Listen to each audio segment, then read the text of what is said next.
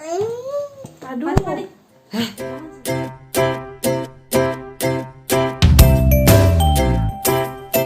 Yuk. Dia gede kecoa. Astaga, kecoa itu besar kecoa. Ayo, ternyata sudah mulai guys. Ayo bilang, selamat datang di channel Happy Wife. Kenapa harus wife-nya happy nak? Biar happy family. Oke, assalamualaikum warahmatullahi wabarakatuh. Ngomong dia. Halo teman-teman para bunda yang ada di rumah. Kali ini khusus pembahasannya itu untuk bunda-bunda. Jadi yang satu angkatan sama saya, yang satu pekerjaan sama saya sebagai ibu rumah tangga, sebagai istri, sebagai bunda.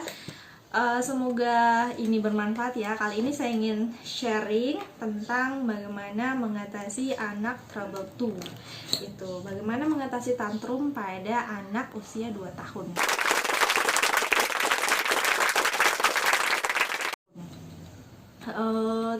Ini sekedar sharing pengalaman saya ketika saya mengatasi anak saya Fatih, karena dia adalah anak yang super aktif dan tantrumnya itu ya luar biasa sih. Harus bisa menjaga kewarasan bunda ketika mengatasi anak seperti Fatih. Jadi pada saat itu, saat saya menikah ya, saya mulai mengambil Fatih. Nah, Fatih itu ada di usia 2 tahun, lagi beberapa hari lagi sih masuk di 3 tahun. Tapi pada saat itu tantrumnya benar-benar bikin ya begitulah, sangat melelahkan gitu. Tapi sebelum kita masuk pada penanganannya, kita harus cari tahu dulu apa itu sih tantrum. Jadi tantrum itu adalah bahasa sederhananya gini, ketika anak itu nggak bisa mendapatkan apa yang dia inginkan, yang terbiasa dia dapatkan, dia akan nangis gitu. Nangisnya itu sampai meraung-raung, bahkan yang pada tingkat yang berbahayanya lagi, dia bisa sampai melukai dirinya sendiri hanya untuk mengancam orang tuanya atau orang di sekitarnya untuk memberi apa yang dia inginkan. Nah, ini adalah tantrum gitu. Jadi kalau misalnya kita belanja ke mall, tiba-tiba anak minta ini minta itu dan kita nggak ngasih, dan terus dia melakukan senam lantai gitu ya, senam lantai sambil nangis-nangis, nah itu juga masuk dalam tantrum gitu. Jadi kita sebagai ibu akan merasa tertodong gitu ya pada saat anak bereaksi seperti itu di tengah masyarakat, di publik gitu. Jadi kita kembali lagi saat Fatih masuk di tahap itu. Jadi ceritanya gini ya, kalau Fatih nih kasusnya kayak gini, masing-masing orang sih anaknya beda sih, dan saya yakin bahwa setiap anak itu unik gitu. Jadi penanganannya kita harus sesuaikan dengan anak itu sendiri. Kalau Fatih saat itu, kalau misalnya kita lagi keluar nih, siapapun yang keluar, yang dia kenal keluar rumah, kita harus sembunyi-sembunyi gitu, harus sembunyi-sembunyi dan pergi. Karena kalau tidak, Fatih akan nangis meraung-raung, dia mau ikut gitu. Terus kembalinya lagi harus diam-diam, nggak boleh dilihat Fatih. Kalau misalnya Fatih lihat, dan Fatih akan langsung nangis begitu lagi, bahkan nyeret diri dari ruang tamu sampai ruang tengah itu nangis sampai keinginannya diikuti. Jadi kita harus kembali lagi keluar hanya untuk membawa dia keliling-keliling harus kembali lagi ke rumah baru tenang. Nah, sebenarnya itu masalah yang wajar sih untuk anak usia 2 tahun, tapi tidak wajar kalau misalnya kita membiarkan dia sampai di fase yang ke usia 3, 4. Itu kita sudah harus nurunin, harus mulai mengajari dia. Jadi sebenarnya anak itu, dari yang saya baca ya, jadi sebelum terjun ke situ, saya memang membaca banyak referensi tentang apa itu tantrum, kemudian penanganannya, dan ternyata dari yang saya baca ini, tantrum itu yang anak rasakan itu adalah perasaan kok ini sakit ya begitu. Ketika dia tidak mendapatkan apa yang diinginkan, itu rasa di hatinya itu rasa sakit, kecewa itu ada, tapi dia nggak kenal ini emosi apa gitu. Jadi pada saat dia menangis, sisi lain harapan anak itu, bunda tolong, ini sakit apa gitu, ini kok sakit gitu kan, makanya dia nangis gitu. Dan itu yang kita mau ajarkan ke anak, menerima emosi baru yang baru dia alami, yang disebut dengan kecewa. Jadi kita harus memaafkan itu ke dia. Kemudian setelah saya tahu ini ilmunya, oh ternyata tantrum gini, dan yang saya baca itu bahwa anak udah masuk ke 3 tahun itu harus udah mulai kurang. Tapi pada saat itu kok Fatih makin keras ya usahanya untuk mendapatkan yang dia inginkan gitu, karena kekuatan anak itu kan semakin bertambah usia dia kan semakin besar kan. Itu yang kita takutkan, kalau misalnya kita tidak bisa menangani tantrum anak, nah dia akan mulai besar dan itu dia udah makin kreatif nih caranya untuk mendapatkan apa yang dia mau, dia bisa melukai diri sendiri. Jadi itu yang kita takutkan. Jadi Fatih yang biasa cuma nangis ini malah sudah main gerakan memukul kan. Nah itu yang kita harus kurangi. Nah jadi sebelum saya mulai melakukan penanganan untuk memahamkan Fatih rasa kecewa ini, itu yang utama adalah kita harus diskusi sama suami dulu gitu. Jadi ini yang harus selalu kita ingat, bahwa ketika kita punya anak, membangun rumah tangga, parenting atau pendidikan anak itu bukan cuma kita saja sebagai ibu, sebagai bundanya yang bertanggung jawab, tapi bapaknya juga gitu. Jadi didinya, kita panggilannya Didi ya. Saya kasih baca artikel gini loh, Fatih itu ada di tahap ini gini, dan Fatih itu mengalami ini.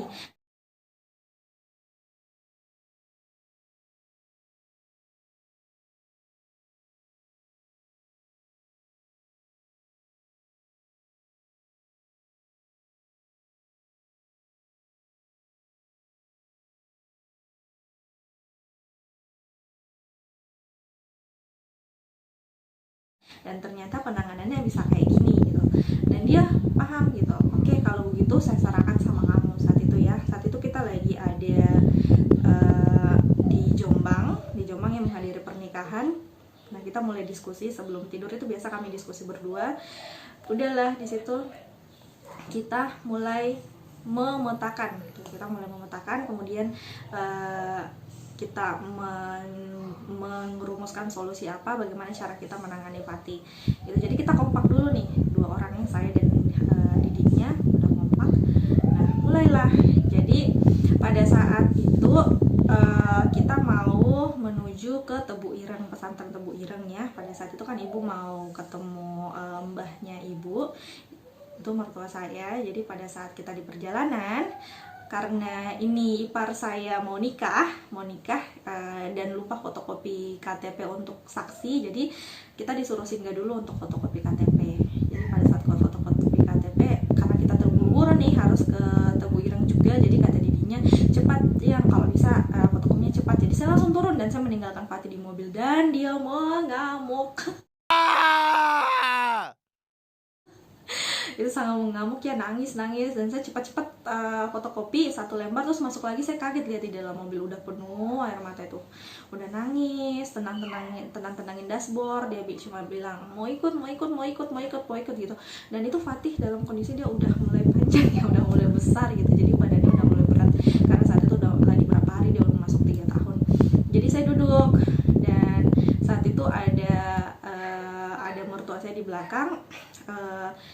Yang saya suka dari mertua saya itu mertua saya paham gitu, kalau misalnya untuk anak gitu kan, tanggung jawab yang seperti itu memang beliau menyerahkan sepenuhnya pada saya dan suami saya gitu. Jadi mertua saya duduk tenang aja di depan dan mempercayakan saya bisa mengendal anak saya gitu kan.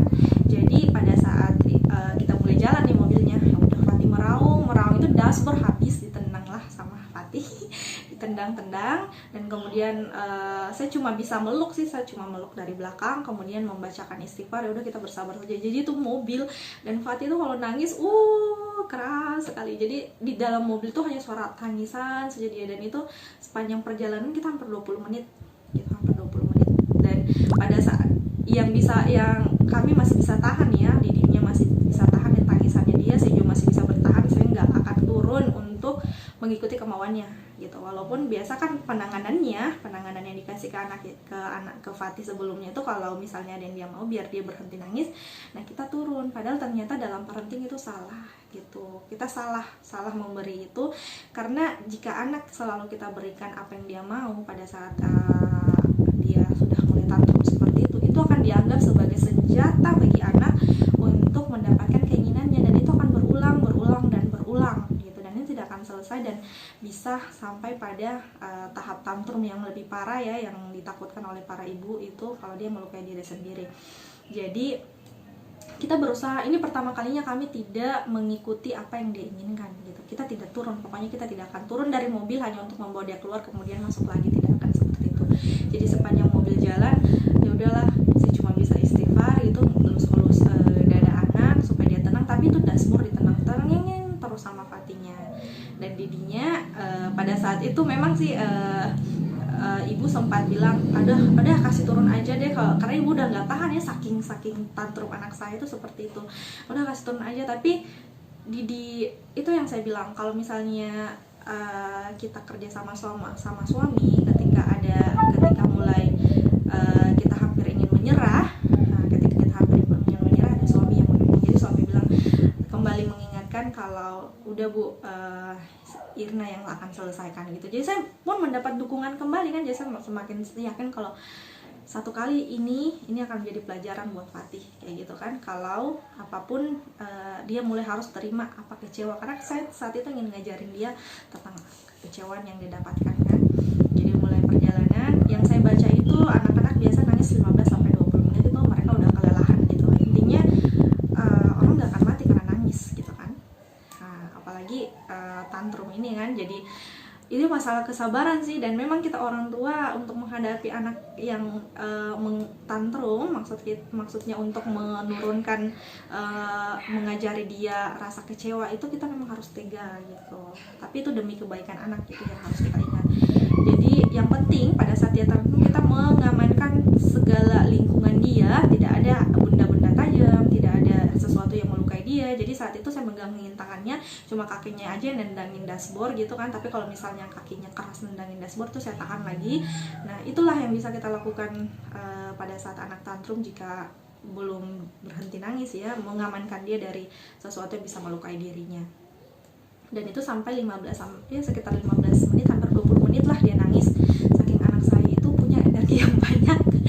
Dia tipikal anak yang punya banyak tenaga, banyak energi, nggak seperti anak pada umumnya yang nangis itu cepat capek. Jadi itu tenaganya banyak sekali. Dia punya energi seperti itu, sangat aktif anaknya. Dan tiba di Tebu Ireng dia mulai reda, itu udah kayak hampir mau pingsan ya, udah kayak capek sekali nangis, tapi nggak dihirauin. Dia cuma teriak-teriak mau turun, nggak ada yang hirauin. Jadi pada saat dia sudah mulai tenang, dia mulai tertidur, kita kembali tiba di Tebu Ireng itu dia udah mulai tenang. Kemudian dia diam saja begitu di sini ya, di dada, di pelukan saya, dia diam aja sampai tiba di rumah. Nah itulah yang kami lakukan. Sampai tiba di rumah semua sudah tenang, anak saya sudah mulai melihat itu, dan dia tuh kayak merenung gitu, anak yang merenung